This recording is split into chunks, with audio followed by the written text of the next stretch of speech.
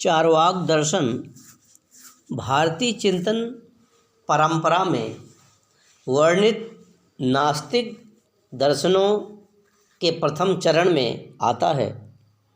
नास्तिक दर्शनों में चार्वाक दर्शन, बौद्ध दर्शन एवं जैन दर्शन आते हैं, जिनमें प्रथम चार्वाक दर्शन है। चार्वाक दर्शन भारतीय चिंतन परंपरा से ठीक विपरीत दिशा में जाता है और जैसा कि हम जानते हैं कि भारतीय दर्शन की मुख्य प्रवृत्ति आध्यात्मिक है, परंतु इससे यह समझना कि भारतीय दर्शन पूर्णतः आध्यात्मिक है, यह पूर्ण रूपेण युक्तिसंगत नहीं होगा। जो चिंतक ऐसा समझते हैं वे भारतीय दर्शन को आंशिक रूप से ही जानने का दावा कर सकते हैं। भारतीय विचारधारा में आध्यात्मवाद के अतिरिक्त जड़वाद का भी चित्र देखने को मिलता है। चार्वाक एक जड़वादी दर्शन मटेरियलिस्टिक फिलॉसफी है।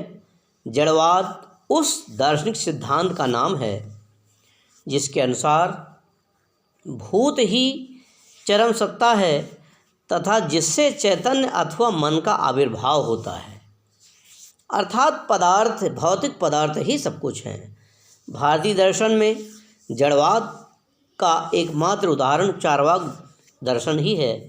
चार्वाक अत्यंत ही प्राचीन दर्शन है।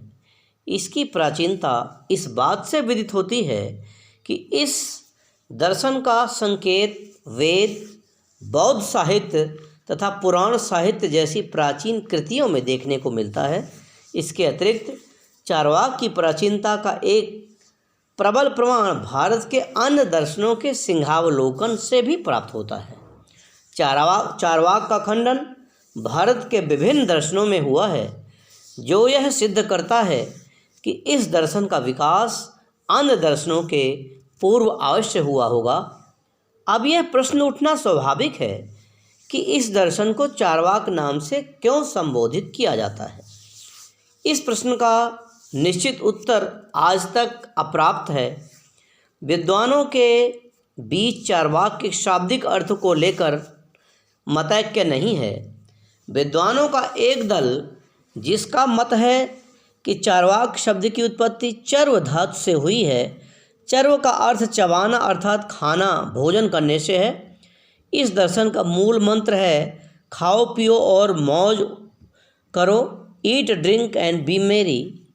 खाने पीने पर अत्यधिक जोर देने के फलस्वरूप इस दर्शन को चार्वाक दर्शन के नाम से जाना जाता है। दूसरे दल के विद्वानों का कहना है कि चार्वाक शब्द दो शब्दों के संयोग से बना है। वे दो शब्द हैं चारु और वाक। चारु का अर्थ है मीठा तथा वाक का अर्थ है वचन। इस प्रकार चार्वाक का अर्थ हुआ मीठे वचन बोलने वाला। सुंदर तथा मधुर वचन बोलने के फलस्वरूप इस विचारधारा को चार्वाक दर्शन की संज्ञा दी गई। चार्वाक के विचार साधारण जनता को प्रिय एवं मधुर प्रतीत होते हैं क्योंकि वे सुख और आनंद की चर्चा किया करते हैं। विद्वानों का एक तीसरा दल है जिसका कथन है कि चार्वाक एक व्यक्ति विशेष का नाम था जो जड़वाद के समर्थक थे। उन्होंने जड़वादी विचार को जनता के बीच रखा। समय के विकास के साथ साथ इनके अनुयायी बढ़ते गए, जिन्होंने जड़वादी विचारों को बल दिया। चार्वाक को मानने वाले शिष्यों के दल का नाम भी चार्वाक पड़ा। इस प्रकार चार्वाक शब्द जड़वाद का पर्याय हो गया। कुछ विद्वानों का मत है कि चार्वाक दर्शन के प्रणेता बृहस्पति हैं। वे देवताओं के गुरु माने जाते हैं। लगभग 12 ऐसे सूत्रों का पता चलता है जिनमें जड़वाद की मीमांसा की गई है तथा जिनके रचयिता बृहस्पति को माना गया है।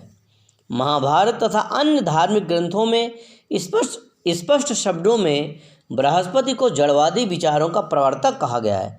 कहा जाता है कि देवताओं को राक्षस वर्ग हमेशा सताया करते थे। यज्ञ के समय दानव वर्ग देवताओं को तंग किया करते थे। बृहस्पति ने देवताओं को बचाने के निमित्त दानवों के बीच जड़वादी विचारों को फैलाया, ताकि जड़वादी विचारों का पालन करने से उनका अपने आप से नाश हो जाए, स्वयं में नाश हो जाए, वे स्वयं नष्ट हो जाएं। चार्वाक दर्शन के ज्ञान का आधार क्या है? इस दर्शन पर कोई स्वतंत्र ग्रंथ प्राप्त नहीं है। भारत के अधिकांश दर्शनों का मौलिक साहित्य सूत्र है। अन्य दर्शनों की तरह चार्वाक का भी मौलिक साहित्य सूत्र में था। डॉक्टर राधाकृष्णन ने बृहस्पति के सूत्रों को चार्वाक दर्शन का प्रमाण कहा है, परंतु उन सूत्रों का आज तक पता नहीं चला।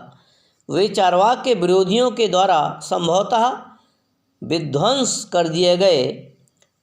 अब एक प्रश्न यह उठता है कि सूत्र के अभाव में चार्वाक दर्शन का ज्ञान कहाँ से प्राप्त होता है? इस प्रश्न का उत्तर देते हुए भारतीय दर्शन की पद्धति पर विचार करना अपेक्षित होगा। भारत में दार्शनिक विचारों को रखने के लिए एक पद्धति का प्रयोग होता है।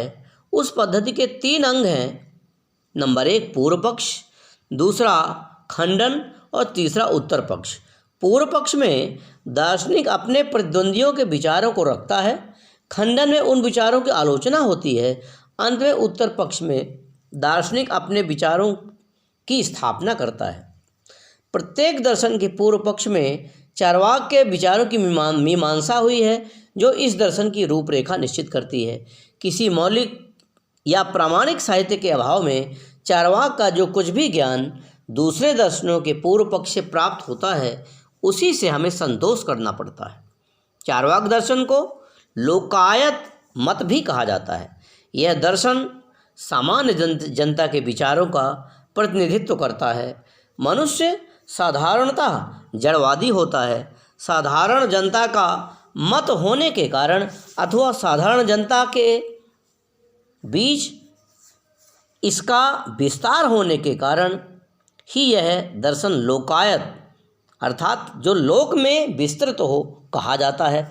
डॉक्टर राधाकृष्णन का मत है कि चार्वाक को लोकायत इसलिए कहा जाता है कि वह इस लोक में ही विश्वास करता है। इस लोक के अतिरिक्त दूसरे लोक का, जिसे लोक परलोक कहते हैं, चार्वाक निषेध करता है। आरंभ में ही यह कह देना उचित होगा कि चार्वाक नास्तिक, हेटेरोडॉक्स, अनीश्वरवादी, एथिस्टिक, प्रत्यक्षवादी, पॉजिटिविस्ट तथा सुखवादी हेडोनिस्ट दर्शन है। चार्वाक वेद का खंडन करता है। वेद विरोधी दर्शन होने के कारण चार्वाक को नास्तिक कहा जाता है। वह ईश्वर का विरोध करता है। ईश्वर की सत्ता में अविश्वास करने के कारण उसे अनीश्वरवादी कहा जाता है। प्रत्यक्ष के क्षेत्र के बाहर किसी भी वस्तु को यथार्थ नहीं मानने के फलस्वरूप चार्वाक को प्रत्यक्षवादी कहा जाता है। सुख अथवा काम को जीवन का अंतिम ध्येय मानने के कारण इस दर्शन को सुखवादी कहा जाता है। किसी भी दर्शन की पूर्ण व्याख्या तभी संभव है जब हम उस दर्शन के विभिन्न अंशों पर प्रकाश डालें। चार्वाक दर्शन की व्याख्या के लिए हम इस दर्शन को 3 अंशों में विभक्त कर सकते हैं।